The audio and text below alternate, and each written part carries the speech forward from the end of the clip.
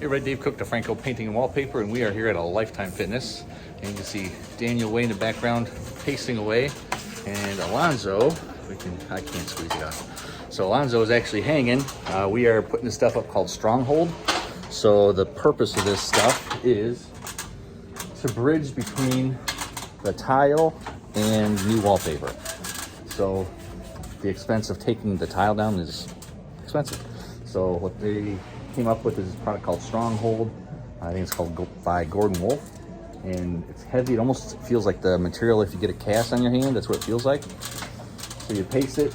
This got Roman 935 primer on there, 2 coats, and then we're using Roman 555 Extreme Tech paste according to the instructions. So the goal is this is going to go up. We can still see the tile marks on there. So this, hopefully when it dries, it'll bridge flatter, and then when the wallpaper goes up, it'll create a uniform surface, kind of like these other walls, so it looks the same. So that's the plan, what it's supposed to look like, but it's a progress. So keep tuned, and you can see what it looks like as we go. Got any questions about wallpaper in general, give us a call to Franco Painting and Wallpaper. We're here to help you love the space you're in.